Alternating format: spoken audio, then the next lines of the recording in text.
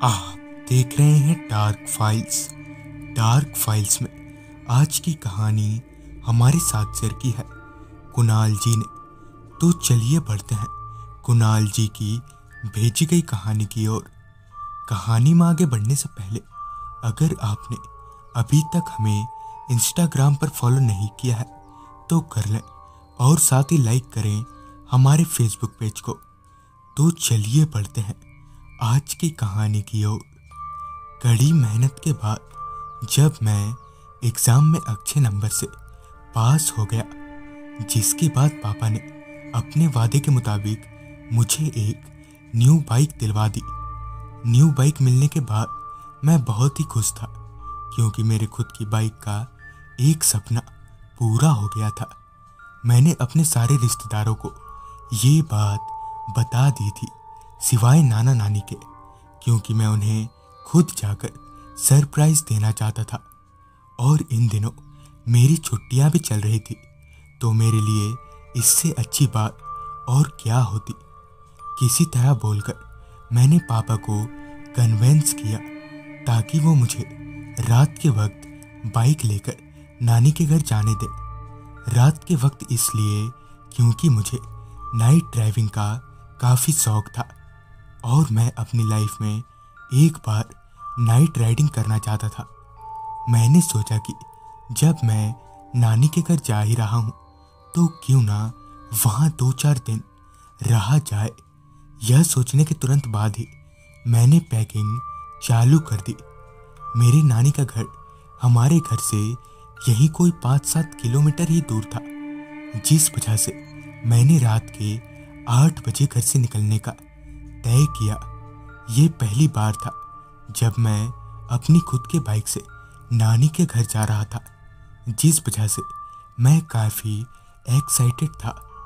घर से थोड़ा बहुत नाश्ता करने के बाद मैं सारी तैयारी के साथ अपने घर से बाहर निकला तो मेरे पापा और मम्मी भी बाहर तक आए। मैंने बाइक पर बैठकर इंजन स्टार्ट किया। बाइक स्टार्ट करते ही पापा मेरे करीब आए और मेरे कंधे पर हाथ रखते हुए कहा, देखो बेटा संभल कर जाना, और हाँ रात बहुत हो गई है तो तुम उस जंगल वाले रास्ते से मत जाना।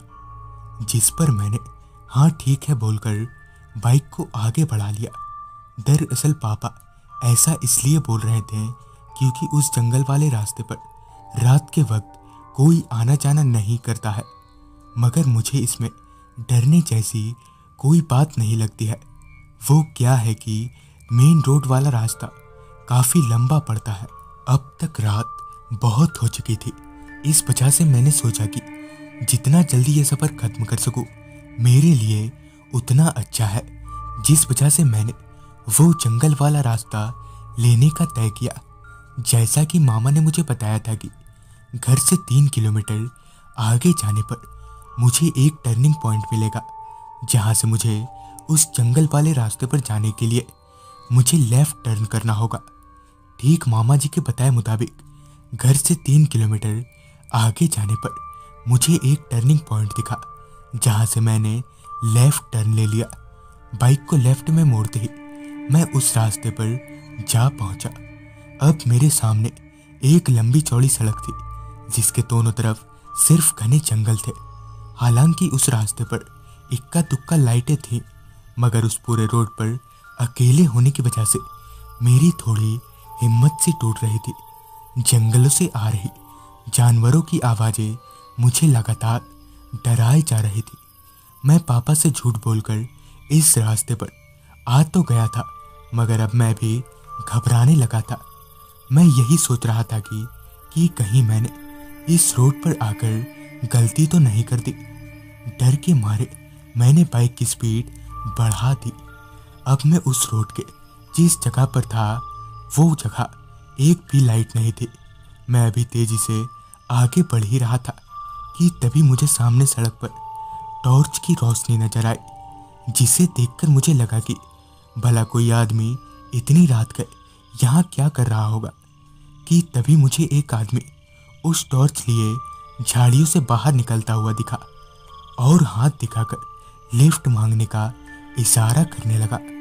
उस आदमी को लिफ्ट मांगता देख एक पल को तो मुझे लगा कि कहीं ये कोई चोर तो नहीं है, जिस वजह से मैंने वहां बाइक रोकना ठीक नहीं समझा। मगर वो आदमी लगातार हाथ दिखाए जा रहा था, जिस वजह से मुझे लगा कि हो सकता है इन्हें कोई हेल्प चाहिए होगी, जिस वजह से मैंने बाइक को ठीक उस आदमी के पास रोक दी और उस आदमी से पूछा, कहाँ जाना है? उस आदमी का चेहरा गमछे से ढका हुआ था, जिससे मैं उसका चेहरा देख नहीं पा रहा था। मेरे ये पूछने पर उस आदमी ने थोड़ी देर तक तो कोई जवाब नहीं दिया, जिस पर मैंने उस आदमी से कहा, अरे कहीं जाना नहीं था तो फिर रुकवाया क्यों मुझे?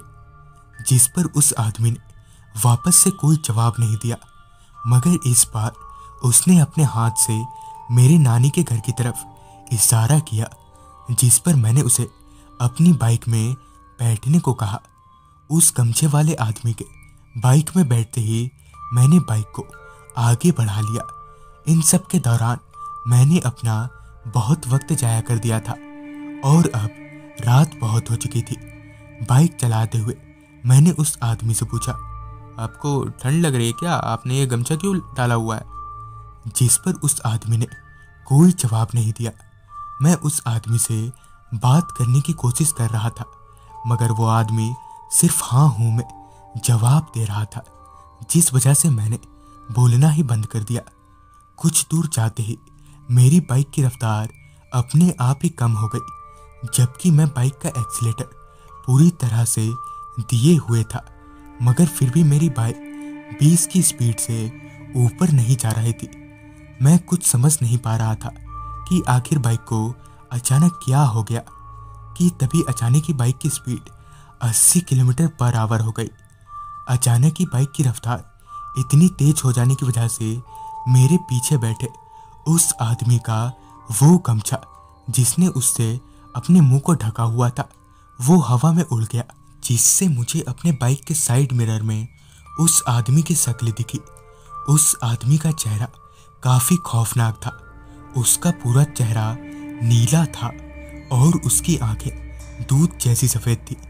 उसके इस भयानक चेहरे को देखकर मेरा पूरा शरीर कांपने लगा, जिस वजह से मेरा बाइक पर से बैलेंस बिगड़ा और मेरी बाइक सीधे जमीन पर जा गिरी। अपनी बाइक के साथ मैं भी बहुत दूर तक घसीटता चला गया। मेरा एक पैर बुरी तरह से जख्मी हो गया था, मगर दर्द की परवाह किए बगैर मैं वहां से भागने लगा। भागते हुए मैंने पीछे देखा तो वो गमछा हवा में उड़ते हुए मेरी तरफ आ रहा था। मुझे थोड़ी ही दूर पर 2-4 लाइटें दिख रही थी। मैं उन लाइटों की तरफ भाग ही रहा था कि तभी वो गमछा मेरे गले में आकर फंस गया। मैंने किसी तरह जोर से बचाने के लिए आवाज लगाई, मगर वो गमछा मेरे गले को दबाए जा रहा था। अब मैं बेहोश होने वाला ही था कि तभी 4-5 लोग सामने से चलते हुए मेरे पास आए, जिनके आते ही वो गमछा गायब हो गया। मुझे देखते ही वो लोग समझ गए कि मेरे साथ कुछ तो गलत हुआ है, जिसके बाद उन्होंने मुझे और मेरी बाइक को उठाया और बताया कि दरअसल वो गमछे वाला आदमी एक किसान हुआ करता था, मगर किसी तरह का कर्ज ना चुका पाने की वजह से उसने इसी रास्ते में एक पेड़ पर खुद को गमछे से फांसी लगा ली थी। और तब से इस रास्ते पर रात हो जाने के बाद कोई नहीं आता, और जितने भी लोग रात हो जाने के बाद यहाँ आते हैं वो जिंदा बचकर नहीं जाते। आप ऐसे पहले इंसान हैं जो यहाँ से जिंदा बचकर निकल रहे हैं। तो दोस्तों, ये थी कुणाल जी की भेजी गई कहानी। अगर आपके पास भी ऐसी कोई कहानियाँ हैं तो हमारे साथ जरूर शेयर करें। तो मैं आर्यन जल्दी ही मिलूंगा आपसे ऐसी ही एक कहानी लेकर।